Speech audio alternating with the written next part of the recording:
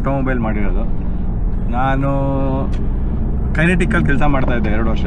ಆಮೇಲೆ ಅಲ್ಲಿ ಬಿಟ್ಟು ಸ್ವಂತ ಏನಾದರೂ ಮಾಡಬೇಕು ಅಂತ ಅಂದ್ಬಿಟ್ಟು ಫೋರ್ಡ್ ಕಂಪ್ನಿನಲ್ಲಿ ಸೇರಿಕೊಂಡು ಲಿಟ್ರಲಿ ಮೆಕ್ಯಾನಿಕಾಗಿ ಕೆಲಸ ಮಾಡಿ ಆಮೇಲೆ ವರ್ಕ್ಶಾಪ್ ಸ್ಟಾರ್ಟ್ ಮಾಡಿದ್ದೀನಿ. ಸರ್, ನಾನು 22 ವರ್ಷ ಆಯಿತು ಈ ಫೀಲ್ಡಿಗೆ ಬಂದು. ಎಲ್ಲ ವೆಹಿಕಲ್ನು ನೋಡ್ಬಿಟ್ಟಿದ್ದೀನಿ. ಒಂದು 13 ವೆಹಿಕಲ್ ಇಟ್ಟಿದ್ದೆ ನಾನು. MNC ಕಂಪ್ನಿನ ಇಂಡಿಯಾದಲ್ಲಿ ತಂದುಬಿಡ್ತಾರೆ ಎಲ್ಲಾದ್ರೂ. ತಂದಮೇಲೆ ಅವ್ರ ಸ್ಪೇರ್ ಪಾರ್ಟ್ಸ್ಗೆ ಏನಕ್ಕೆ ಇಷ್ಟು ರೇಟ್ ಇಟ್ಟಿದ್ದಾರೆ ಅಂತ ಅಂದ್ಬಿಟ್ಟು ಒಂದು ಗೌರ್ಮೆಂಟಿಂದ ಒಂದು ಯಾವುದೇ ಒಂದು ಕಂಟ್ರೋಲ್ ಪ್ಯಾನಲ್ ಇಲ್ಲ. ಅಂದರೆ ಒಂಥರ ಹಗಲು ದರೋಡೆ ಇದು. ಓಕೆ, ಬೇರೆ ಫಾರಿನ್ ಕಂಟ್ರಿಯಿಂದ ಬಂದು ಫೀಚರ್ಸ್ ಕೊಟ್ಟು ಎಲ್ಲ ಜನಗಳಿಗೆ ಒಂದು ಸ್ವಲ್ಪ ಒಳ್ಳೊಳ್ಳೆ ವೆಹಿಕಲ್ ಕೊಟ್ಬಿಟ್ಟು ಆಮೇಲೆ ರೇಟ್ ಅವ್ರು ಇಟ್ಟಿರ್ತಾರೆ ಅವ್ರಿಗೆ ಇಷ್ಟ ಬಂದಷ್ಟು. ಸ್ನೇಹಿತರೆ, ಪ್ರಯಾಗರಾಜಿಂದು ವಿಡಿಯೋ ಸೀರೀಸಲ್ಲಿ ನಮ್ಮ ಜೊತೆ ಇರುವಂತಹ ಇವರು ನಮ್ಮ ಮಹಾನ್ ಭಾವ್ರ ಜೊತೆಗೆ ಹೆಚ್ಚಿನ ಮಾಹಿತಿಯನ್ನು ನಾನು ಅವರ ಪ್ರೊಫೆಷ್ನಲ್ ಬಗ್ಗೆ ನನ್ನ ಮಾಹಿತಿನ ನಿಮಗೆ ತಿಳಿಸ್ಕೊಡ್ತಾ ಇದ್ದೆ. 2ನೇ ಪಾರ್ಟಲ್ಲಿ ಫಸ್ಟಿಗೆ ನಾನು ಆವಾಗಲೇ ಇಂಟ್ರೊಡ್ಯೂಸ್ ಮಾಡಿಸ್ಬಿಟ್ಟಿದ್ದೀನಿ. ಮಹೇಶ್ ಅಣ್ಣನ ಬಗ್ಗೆ ಈಗ ಡ್ರೈವಿಂಗ್ ಮಾಡ್ತಿರೋದ್ರಿಂದ ಹೆಚ್ಚಿನ ವಿಚಾರನ ನಾನು ಈಗ ಕೇಳಕ್ಕೆ ಹೋಗಲ್ಲ. ಅವ್ರ ಹತ್ರ ಸುಮಾರು ವಿಚಾರಗಳಿದೆ. ಆ ವಿಚಾರಗಳನ್ನ ನಾನು ನಿಮ್ಮ ಮುಂದೆ ತರ್ತೀನಿ ಇನ್ನೊಂದು ಪಾರ್ಟಲ್ಲಿ. ಈಗ ಸತೀಶ್ ಸರಿಂದ ಒಂದು ಹೇಳಿದ್ದೀನಿ. ಈಗ ನಮ್ಮ ಜೊತೆ ಇದ್ದಾರೆ ಮಧುಕರ್ ಸರ್. ನಮಸ್ಕಾರ. Fortune motors. ಸರ್, ಈಗ ನಿಮಗೆ ನಿಮ್ಮ ಒಂದು ಹಿನ್ನೆಲೆ, ಫಸ್ಟಿಗೆ ನಿಮ್ಮ ಹಿನ್ನೆಲೆ ಹೇಳ್ಬಿಡಿ. ಹೇಗೆ ನೀವೊಂದು ಯಾವ ಇಂಟ್ರೆಸ್ಟಲ್ಲಿ ಈ ಒಂದು ಯಾವುದು ಮೋಟಾರ್ ಸರ್ವಿಸ್ ಇದನ್ನು ನೀವು ಹೆಂಗೆ ಇದು ಮಾಡ್ಕೊಂಡ್ರಿ, ಚೂಸ್ ಮಾಡ್ಕೊಂಡ್ರಿ ಅನ್ನೋದು. ಆಮೇಲೆ ಫಸ್ಟ್ ಅದನ್ನ ಹೇಳಿ. ಆಮೇಲೆ ನಮ್ಮ ಹತ್ರ ಕ್ವಶನ್ಗಳು 108 ಇದ್ದಾವೆ. ಆ 108 ಕ್ವಶನ್ಗಳಿಗೆ ನಿಮ್ಮ ಹತ್ರನೇ ಆನ್ಸರ್ ಹುಡುಕ್ತೀವಿ ನಾವು. ಓಕೆ, ನಾನು ಮಧುಕರ ಅಂತ BE ಆಟೋಮೊಬೈಲ್ ಮಾಡಿರೋದು. ನಾನು ಕೈನೆಟಿಕಲ್ಲಿ ಕೆಲಸ ಮಾಡ್ತಾಯಿದ್ದೆ 2 ವರ್ಷ. ಆಮೇಲೆ ಅಲ್ಲಿ ಬಿಟ್ಟು ಸ್ವಂತ ಏನಾದರೂ ಮಾಡಬೇಕು ಅಂತ ಅಂದ್ಬಿಟ್ಟು ಫೋರ್ಡ್ ಕಂಪ್ನಿನಲ್ಲಿ ಸೇರಿಕೊಂಡು ಲಿಟ್ರಲಿ ಮೆಕ್ಯಾನಿಕಾಗಿ ಕೆಲಸ ಮಾಡಿ ಆಮೇಲೆ ವರ್ಕ್ಶಾಪ್ ಸ್ಟಾರ್ಟ್ ಮಾಡಿದ್ದೀನಿ. ನಾನು ನನ್ನ ತಮ್ಮ ಇಬ್ಬರು ನೋಡ್ಕೊಳ್ತೀವಿ. ಒಂಥರ ಸ್ಯಾಟಿಸ್ಫೈಡ್ ಫೀಲ್ಡು ಮತ್ತು ನಮಗೆ ಪ್ರೊಫೆಷನಲಿ ಗೊತ್ತಿರೋದ್ರಿಂದ ಚೆನ್ನಾಗಿ ಮಾಡಿಕೊಂಡು ಅದನ್ನು ಹ್ಯಾಪಿಯಾಗಿದ್ದೀವಿ. ಓಕೆ, ಸೊ ಈಗ ನಿಮಗೆ ಡೈರೆಕ್ಟಾಗಿ ನಾನು ಕ್ವಶನಿಗೆ ಬರ್ತೀನಿ. ಏನು ಅಂತ ಹೇಳಿದ್ರೆ, ಇವತ್ತು ನಾವು ಪ್ರಯಾಗ್ರಾಜಿಗೆ ಹೋಗ್ತಿರುವಂತಹ ಈ ಒಂದು ವೆಹಿಕಲ್ ಏನಿದೆಯಲ್ಲ, ಇನೋವಾ 2015 ವೆಹಿಕಲ್ಲು. 2.5 ಅಲ್ಲ ಸರ್ ಇದು?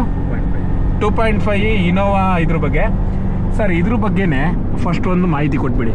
ಈ ವೆಹಿಕಲಿಂದು ವಿಶೇಷತೆ ಏನು, ನೀವು ಯಾಕೆ ಈ ವೆಹಿಕಲ್ನ ಓನ್ ಮಾಡ್ಕೊಂಡಿದ್ದೀರಾ? ಸರ್, ನಾನು 22 ವರ್ಷ ಆಯಿತು ಈ ಫೀಲ್ಡಿಗೆ ಬಂದು. ಎಲ್ಲ ವೆಹಿಕಲ್ನು ನೋಡ್ಬಿಟ್ಟಿದ್ದೀನಿ. ಒಂದು 13 ವೆಹಿಕಲ್ ಇಟ್ಟಿದ್ದೆ ನಾನು. ಓಕೆ, ಸೊ ಟೊಯೋಟಾ ನನಗೆ ಏನಕ್ಕೆ ತುಂಬ ಇಷ್ಟ ಮತ್ತು ಈ ವೆಹಿಕಲ್ಲು ಅಂತ ಅಂದರೆ ಜಪನೀಸ್. ಓಕೆ, ನೀವು ಯಾವುದೇ ಜಪನೀಸ್ ವೆಹಿಕಲ್ ತೊಗೊಳ್ಳಿ ಅಥವಾ ಅವ್ರ ಪ್ರಾಡಕ್ಟ್ ತೊಗೊಳ್ಳಿ, ಅವರು ಒಂದು ಎಥಿಕ್ ಇದೆ ಅವ್ರಿಗೆ, ಮತ್ತು ಸಿನ್ಸಿಯಾರಿಟಿ ಇದೆ, ಕ್ವಾಲಿಟಿ ಮೇಂಟೈನ್ ಮಾಡ್ತಾರೆ. Okay, so durability. ಇವಾಗ ಇನೋವಾನೇ ತೊಗೊಳ್ಳಿ ನೀವು. Innova any product, Toyota any product ಯಾವುದಾದ್ರೂ ಆಗಲಿ ಅವ್ರದ್ದು ಓನ್ ಪ್ರಾಡಕ್ಟ್ಸು. ಸೊ ಮೇಂಟೆನೆನ್ಸ್ ಆಗಲಿ ಮತ್ತು ಪರ್ಫಾರ್ಮೆನ್ಸು, ಡ್ಯೂರಬಿಲಿಟಿ ತುಂಬ ಚೆನ್ನಾಗಿದೆ ಅದು. ಯಾಕಂದರೆ ಅವರು 0 ಟಾಲರೆನ್ಸ್ ಅಂತ ಹೇಳ್ತಾರೆ ನೋಡಿ. ಸೊ ಅದನ್ನು ತುಂಬ ಮೇಂಟೈನ್ ಮಾಡ್ತಾರೆ ಅವರು ಜಪಾನೀಸು. ಕ್ವಾಲಿಟಿಗೆ ತುಂಬ ಪ್ರಿಫರೆನ್ಸ್ ಕೊಡ್ತಾರೆ ಅವರು. ಸೊ ಅದರಿಂದ ನನ್ನ ಡ್ರೀಮ್ ಇತ್ತು ಒಂಥರ, ನಾನು ಇನೋವಾ ಇಡಬೇಕು ಅಂತ ಅಂದ್ಬಿಟ್ಟು. ಲಕ್ಕಿಲಿ ನಾನು ಒಳ್ಳೆ ವೆಹಿಕಲ್ ಸಿಕ್ತು. ಅದು ತೊಗೊಂಡು ಅದನ್ನು ನಾನು ರಾಮ ಮಂದಿರಕ್ಕೆ ಹೋಗಲೇಬೇಕು ಅಂತ ಅಂದ್ಕೊಂಡು ಯೋಚನೆ ಮಾಡಿದ್ದೆ. ಸೊ ನಮ್ಮ ಮಹೇಶ್ ಸರ್ ಅವರು ಅದು ಆಪರ್ಚುನಿಟಿ ಕೊಟ್ಟರು. ನಾವು 4 ಜನ ಸೇರಿಕೊಂಡು ಇವಾಗ ಇದರಲ್ಲಿ ಪ್ರಯಾಗರಾಜು, ರಾಮ ಮಂದಿರ, ವಾರಣಾಸಿಗೆ ಹೋಗ್ತಾ ಇದ್ದೀವಿ. ಸೊ ಖುಷಿ ಆಗುತ್ತೆ ಅಂತ. ಖುಷಿ ಆಗುತ್ತೆ. ಇಲ್ಲಿ ನಾನು ಬೇರೆ ಬ್ರ್ಯಾಂಡ್ಗಳ ಬಗ್ಗೆ ನಾನು ಮಾತಾಡೋಕೆ ಹೋಗಲ್ಲ, ನನಗೆ ಅದರ ಅವಶ್ಯಕತೆ ಇಲ್ಲ. ಸೊ ಈಗ ನಾನು ನಿಮ್ಮ ಒಂದು ಜರ್ನಿಲಿ, ಇದು ಸೆಕೆಂಡ್ಸ್ ಅಲ್ಲ ನಾವು ತಗೊಂಡಿರೋಂಥದ್ದು ಕಾರು? ಸೆಕೆಂಡ್ ಹ್ಯಾಂಡ್ ಕಾರನ್ನ ಒಬ್ಬ ಕಸ್ಟಮರು, ನಿಮ್ಮ ಕಸ್ಟಮರ್ ಆಗಿರ್ಬೋದು, ಯಾರೇ ಒಬ್ರು ತಗೊಳ್ಬೇಕು ಅಂತ ಹೇಳಿದ್ರೆ ಅತಿ ಮುಖ್ಯವಾಗಿ ಏನನ್ನ ಅವ್ರು ನೋಡಬೇಕು ಗಾಡೀಲಿ? ಮೇಯ್ನು ಅವ್ರದ್ದು ಪ್ಲ್ಯಾನಿಂಗ್ ಇರಬೇಕು. ಅಂದರೆ ನಾನು ಯಾವ ಬಜೆಟಲ್ಲಿ ಯಾವ ಥರ ವೆಹಿಕಲ್ ತೊಗೋಬೇಕು, ಮತ್ತು ಅವ್ರದ್ದು ಯೂಸೇಜ್ ಹೇಗಿದೆ. ಈಗ ರೆಗ್ಯುಲರ್ ಯೂಸೇಜ್ ಇದೆಯಾ, ಅಥವಾ ಟ್ರಿಪ್ಪಿಗೆ ಮಾತ್ರ, ಅಥವಾ ಅಕೇಷನಲ್ಲಿ ಯೂಸ್ ಮಾಡ್ತಾರಾ? ಸೊ ಈ ಥರ ಯೋಚನೆ ಮಾಡಿ ಡೀಸೆಲ್ ವೆಹಿಕಲ್ಲ, ಪೆಟ್ರೋಲ್ ವೆಹಿಕಲ್ಲ ಅಂತ ಅಂದ್ಬಿಟ್ಟು ನೀವು ಡಿಸೈಡ್ ಮಾಡಬೇಕಾಗುತ್ತೆ. ಸೊ ತುಂಬ ಈಗ ಇಯರ್ಲಿ ಒಂದು ಆವ್ರೇಜ್ ಒಂದು 10,000 ಕಿಲೋಮೀಟ್ರ್ ವರ್ಷದಲ್ಲಿ ಓಡಿಸ್ತಾರೆ ಅಂತ ಅಂದರೆ ಪೆಟ್ರೋಲ್ ವೆಹಿಕಲ್ ಹೋಗೋದು ಒಳ್ಳೆಯದು. ಓಕೆ, ಡೀಸೆಲ್ ವೆಹಿಕಲ್ ಏನಾಗುತ್ತೆ ಅಂತ ಅಂದರೆ ಒಂದು ಮೇಂಟೆನೆನ್ಸು ಜಾಸ್ತಿ. ಸೆಕೆಂಡ್ ಹ್ಯಾಂಡ್ ವೆಹಿಕಲ್ಲು ಚೆನ್ನಾಗಿ ಮೇಂಟೈನ್ ಮಾಡಿದರೆ ಚೆನ್ನಾಗಿರುತ್ತೆ. ಇಲ್ಲ ಅಂತ ಅಂದರೆ ನೀವು ತೊಗೊಂಡ್ಮೇಲೆ ಖರ್ಚು ಜಾಸ್ತಿ ಆಗುತ್ತೆ. ಓಕೆ, ಸುಮ್ಮನೆ ರನ್ನಿಂಗ್ ಕಾಸ್ಟ್ ಜಾಸ್ತಿ ಬರ್ತಾ ಇರ್ತದೆ ಖರ್ಚು ಎಲ್ಲ. ಮತ್ತು ತುಂಬ ಓಡಾಟ ಇದ್ದರೆ ನಿಮಗೆ ರನ್ನಿಂಗ್ ಕಾಸ್ಟ್ ಕಮ್ಮಿ ಆಗುತ್ತೆ. ಓಡಾಟ ಕಮ್ಮಿ ಇದೆ ಅಂತ ಅಂದರೆ ಡೀಸೆಲ್ ಗಾಡಿಗೆ ಹೋಗೋದು ವೇಸ್ಟು. ವೇಸ್ಟು, ಇನ್ವೆಸ್ಟ್ಮೆಂಟು ಜಾಸ್ತಿ ಆಗುತ್ತೆ. ಓಕೆ. ಸೊ ಅದರಿಂದ ನಿಮ್ಮ ಒಂದು ಕೆಪಾಸಿಟಿ ಮತ್ತು ನಿಮ್ಮ ಒಂದು ಯೂಸೇಜ್ ನೋಡಿಕೊಂಡು ಡಿಸೈಡ್ ಮಾಡಿ. ಮತ್ತು ಸೆಕೆಂಡ್ ಹ್ಯಾಂಡ್ ಎಲ್ಲ ಚೆಕ್ ಮಾಡುವಾಗ ತುಂಬಾ ಇವಾಗಂತೂ ರಿಲಯಬಲ್ ಸಿಗೋದು ಕಷ್ಟ. ಸೊ ಯಾವುದಾದ್ರೂ ವರ್ಕ್ಶಾಪ್ಗೆ ಅವ್ರು ಚಾರ್ಜ್ ಮಾಡಿದ್ರು ಪರವಾಗಿಲ್ಲ, ತೊಗೊಂಡೋಗಿ ಅದ್ರ ಹಿಸ್ಟ್ರಿ ತಿಳ್ಕೊಂಡು, ಹಿಸ್ಟ್ರಿ ಅನ್ನೋದಕ್ಕಿಂತ ಅಟ್ಲೀಸ್ಟ್ ಅದು ಇಂಜಿನ್ ಲೈಫು, ಇಂಜಿನ್ ಹೇಗಿದೆ, ಅಂಡರ್ ಚಾಸಿ ಅಥವಾ ಡ್ಯಾಮೇಜ್ ಆಗಿದೆಯಾ ಅದೆಲ್ಲ ತಿಳ್ಕೊಂಡು ತೊಗೊಳೋದು ಒಳ್ಳೆಯದು. ಆಲ್ಮೋಸ್ಟ್ ನಾಗ್ಪುರ ಹತ್ತಿರ ಬಂದ್ವಿ ನಾವು. ಯಾವ ಟೋಲು ಅಂತ ನಮಗೆ ಗೊತ್ತಾಗ್ತಿಲ್ಲ. Drive safely, happy trip. ಇಲ್ಲೆಲ್ಲೂ ಟೋಲ್ ಹೆಸರು ಬರಲ್ಲ, ಒಂದೊಂದು ಕೆಲವದ್ರಲ್ಲಿ ಬರುತ್ತೆ, ಇಲ್ಲಿ ಬರ್ತಾ ಇಲ್ಲ. ದರೋಡಾ. ಓಕೆ, ಮಹಾರಾಷ್ಟ್ರ.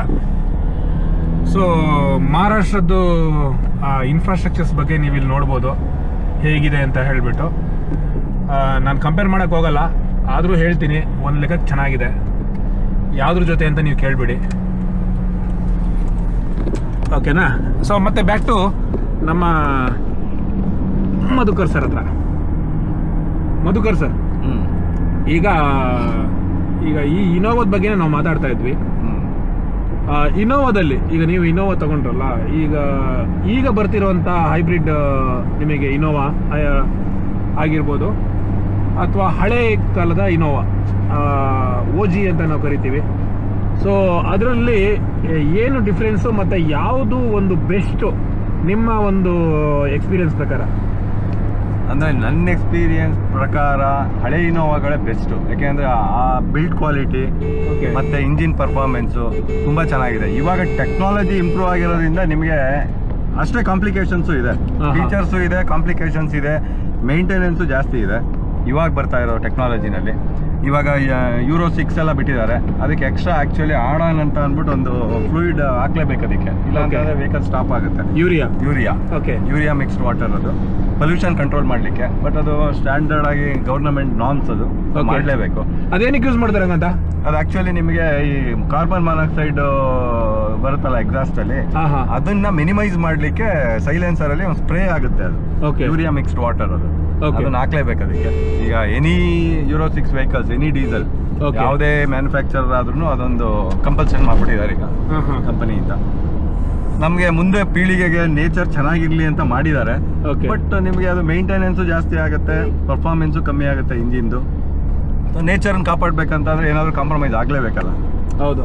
ಸೊ ಅದರಿಂದ ಅದನ್ನು ಇಂಟ್ರೊಡ್ಯೂಸ್ ಮಾಡಿದ್ದಾರೆ ಇವಾಗ. ಬಟ್ ಹಳೆ ವೆಹಿಕಲ್ಲು CCನೂ ಜಾಸ್ತಿ ಇದೆ, ಇದು 2500 cc. ಸೊ ಈ ವೆಹಿಕಲ್ ಇವಾಗೆಲ್ಲ 2400 ಮಾಡಿದ್ದಾರೆ. ಓಕೆ. ಮತ್ತು ಬಿಲ್ಡ್ ಕ್ವಾಲಿಟಿ ಇವಾಗೆಲ್ಲ ಮೈಲೇಜ್ ಎಕ್ಸ್ಪೆಕ್ಟ್ ಮಾಡೋದ್ರಿಂದ ಸ್ಟ್ರೆಂತನ್ನು ಎಲ್ಲ ಕಮ್ಮಿ ಮಾಡಿದ್ದಾರೆ. ಆಮೇಲೆ ನಿಮ್ಮ ಇದು ಯಾವುದು ಶಾಫ್ಟ್ ಬಗ್ಗೆ, ಡ್ರೈವ್ ಶಾಫ್ಟ್ ಬಗ್ಗೆ ನೀವು ಮಾತಾಡ್ತಾ ಇದ್ರಿ, ಅಂದ್ರೆ ಡಿಫರೆನ್ಷಿಯಲ್. ಇವಾಗ ಏನಾಗುತ್ತೆ ಅಂದ್ರೆ, ಇವಾಗ MNC ಕಂಪ್ನಿನ ಇಂಡಿಯಾದಲ್ಲಿ ತಂದ್ಬಿಡ್ತಾರೆ ಎಲ್ಲಾದ್ರೂ. ತಂದ್ಮೇಲೆ ಅವ್ರ ಸ್ಪೇರ್ ಪಾರ್ಟ್ಸ್ಗೆ ಏನಕ್ಕೆ ಇಷ್ಟು ರೇಟ್ ಇಟ್ಟಿದ್ದಾರೆ ಅಂತ ಅಂದ್ಬಿಟ್ಟು ಒಂದು ಗೌರ್ಮೆಂಟ್ ಇಂದ ಒಂದು ಯಾವುದೇ ಒಂದು ಕಂಟ್ರೋಲ್ ಪ್ಯಾನಲ್ ಇಲ್ಲ. ಓಕೆ. ಸೊ ಅವ್ರು ಬಂತು ವೆಹಿಕಲ್ಲು, ಓಕೆ ಫೀಚರ್ಸ್ ಕೊಟ್ಟಿದ್ದಾನೆ, ಜನರೇಟ್ ಮಾಡಬೇಕು, ಜಾಬು ಎಲ್ಲದು ಓಕೆ. ಬಟ್ ಅವರು ರೇಟ್ ಏನಕ್ಕೆ ಇಷ್ಟು ಇಟ್ಟಿದ್ದಾರೆ ಸ್ಪೇರ್ ಪಾರ್ಟ್ಸ್ಗೆ, ಅದನ್ನ ಕೇಳಲಿಕ್ಕೆ ಗೌರ್ಮೆಂಟಿಂದ ಯಾವುದೇ ಒಂದು ಅಥಾರಿಟಿ ಇಲ್ಲ ಅಥವಾ ಏನೂ ಇಲ್ಲ. ಯಾಕೆಂದರೆ ಡ್ರೈವ್ ಶಾಫ್ಟ್ ಅಂತಲೇ ಬರುತ್ತೆ ಎಲ್ಲ ವೆಹಿಕಲ್ಗೂ, ಫ್ರಂಟ್ ವೀಲ್ ಡ್ರೈವ್ಗೆ. ಹೋಂಡಾಯಿ ಇವ್ರದೆಲ್ಲ ಎಷ್ಟು ಎಕ್ಸ್ಪೆನ್ಸಿವ್ ಇದೆ ಅಂತ ಅಂದರೆ ಆಲ್ಮೋಸ್ಟ್ 4 times ಜಾಸ್ತಿ ಇದೆ ಎನಿ ಅದರ್ ವೆಹಿಕಲ್. ಬಟ್ ಏನಕ್ಕೆ ಅಷ್ಟು ಇಟ್ಟಿದ್ದಾರೆ ಕೇಳೋರಿಲ್ಲ. ನೀನು ಆ ವೆಹಿಕಲ್ ತೊಗೊಂಡ್ಮೇಲೆ ಅದು ಹೋಗುತ್ತೆ, ಸರ್ಟನ್ ಪೀರಿಯಡ್ ಆದಮೇಲೆ ಚೇಂಜ್ ಮಾಡಲೇಬೇಕು, ವೆರಿ ಎಕ್ಸ್ಪೆನ್ಸಿವ್. ಅದನ್ನು ಒಂದು ಕಂಟ್ರೋಲ್ ಏನಾದರೂ ಒಂದು ಮಾಡಬೇಕು ಗೌರ್ಮೆಂಟಿಂದ ಅಂದ್ಬಿಟ್ಟು ನಾವು ಫೀಲ್ಡಲ್ಲಿರೋದ್ರಿಂದ ನಾವು ದಿನ ಡೇ ಟು ಡೇ ನೋಡ್ತಾ ಇರ್ತೀವಿ, ಬೇಜಾರಾಗುತ್ತೆ.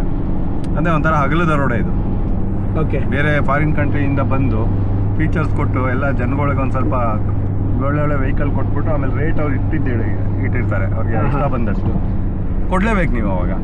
ಸೊ ಈ ಥರ ಎಲ್ಲ ತುಂಬ ಆಗ್ತಾ ಇದೆ. ಈ ಫ್ರಂಟ್ ವೀಲ್ ಡ್ರೈವ್ನ ನೀವು ಸಜೆಸ್ಟ್ ಮಾಡ್ತೀರಾ ಅಥವಾ ಬ್ಯಾಕ್ ವೀಲ್ ಡ್ರೈವ್? ಅಂದರೆ depends on vehicle sizes, capacity ಮತ್ತು ಅದೆಷ್ಟು ಓಡಾಡುತ್ತೆ ಅದ್ರ ಮೇಲೆ. ಬಟ್ ದೊಡ್ಡ ವೆಹಿಕಲ್ SUV ಮತ್ತು ಈ ಲಾರಿ ಆ ಥರ ಎಲ್ಲ ಇತ್ತು ಅಂದರೆ ರೇರ್ ವೀಲ್ ಡ್ರೈವೇ ಕಂಫರ್ಟಬಲ್, ಡ್ರೈವಿಂಗ್ ಆಗಲಿ ಮತ್ತು ಲಾಂಗ್ ಪರ್ಫಾರ್ಮೆನ್ಸ್ಗೆ. ಮತ್ತು ಫ್ರಂಟ್ ವೀಲ್ ಡ್ರೈವಲ್ಲಿ ಏನಾಗುತ್ತೆ ಅಂದರೆ ಸ್ಮಾಲ್ ವೆಹಿಕಲ್ಸ್, ಇವಾಗ ಹ್ಯಾಚ್ ಬ್ಯಾಕು ಮತ್ತು ಇದು ಡಿಸೈರು ಈ ಥರ ಎಲ್ಲ ಬರ್ತಲ್ಲ ಆ ವೆಹಿಕಲ್ಗೆ ಫ್ರಂಟ್ ವೀಲ್ ಡ್ರೈವ್ ಕೊಡ್ತಾನೆ. ಟೆಕ್ನಾಲಜಿನೂ ಕಮ್ಮಿ ಆಗುತ್ತೆ, ಬಟ್ ಅವನಿಗೆ ಈಸಿ ಆಗುತ್ತೆ ಮ್ಯಾನುಫ್ಯಾಕ್ಚರರ್ಗೂ, ಪ್ರೊಡಕ್ಷನ್ ಕಾಸ್ಟು ಕಮ್ಮಿ ಆಗುತ್ತೆ. ಆ ಥರ ವೆಹಿಕಲ್ ಸೈಜ್ ಮೇಲೆ ಡಿಸೈಡ್ ಮಾಡ್ತಾರೆ. ಸೊ ಓಕೆ ಸ್ನೇಹಿತರೆ, ಈಗ ನಾನು ಆಲ್ಮೋಸ್ಟ್ 3 ಕ್ವಶನ್ನು ಮಧುಕರ್ ಸರಿಗೂ ಕೇಳಿದ್ದೀನಿ. ಮತ್ತೆ ಡಾಕ್ಟರ್ ಹತ್ರ ಬರ್ತೀನಿ. ಡಾಕ್ಟ್ರು ಸಣ್ಣದಾಗಿ ನಿದ್ದೆ ಮಾಡ್ತಾ ಇದ್ದಾರೆ. ನಿದ್ದೆ ಮಾಡಲಿ ಅವರು. ನಾನು 3ನೇ ಒಂದು ಎಪಿಸೋಡ್ನ ನಿಮ್ಮ ಮುಂದೆ ತರ್ತೀನಿ ಡಾಕ್ಟ್ರ್ ಜೊತೆಗೆ ಮಹೇಶ್ ಅಣ್ಣನೂ ಮಾತಾಡ್ಸೋಕ್ಕಿದೆ. ಮಹೇಶ್ ಅಣ್ಣನ ಏನಕ್ಕೆ ಮಾತಾಡಿಸ್ಬೇಕು ಅಂತ ಹೇಳಿದ್ರೆ, ಡಾಕ್ಟ್ರ್ ಡ್ರೈವ್ ತೋರಿಸ್ಬಿಟ್ಟು ಅವ್ರ ಹತ್ರ ಮಾತಾಡಿಸಿ. ಈಗ ನಾವು ಆಲ್ಮೋಸ್ಟ್ 1000 ಕಿಲೋಮೀಟ್ರ್ ಬಂದಿದ್ದೀವಿ. 1000 ಕಿಲೋಮೀಟ್ರಲ್ಲಿ ಎಷ್ಟು ಕಿಲೋಮೀಟ್ರ್ ಮಹೇಶ್ ಸರ್ ಗಾಡಿ ಓಡಿಸಿದ್ದಾರೆ ಸರ್? 700ರಿಂದ 800 ಕಿಲೋಮೀಟ್ರು ಮಹೇಶ್ ಅಣ್ಣ ಅವರು ಗಾಡಿ ಓಡಿಸಿದ್ದಾರೆ. ಅದು ಏನು ಅಂತ ಗೊತ್ತಿಲ್ಲ. ಡ್ರೈವಿಂಗು ಭಾಳ ಒಂದು ಇದು, ನಿದ್ದೆ ಕಮ್ಮಿ, ಒಂದು ಸಣ್ಣದು ಒಂದು ನಿದ್ದೆ ಸಾಕು, ಪೂರ್ತಿ ಎನರ್ಜೈಸ್ ಆಗ್ತಾರೆ. ಆ ಎನರ್ಜಿ ಎಲ್ಲಿಂದ ಬರುತ್ತೆ ಅಂತ ನಮಗೆ ಗೊತ್ತಿಲ್ಲ. ಸೊ ಅದ್ರ ಬಗ್ಗೆ ಎಲ್ಲ ನಾವು ಮಾತಾಡಬೇಕು.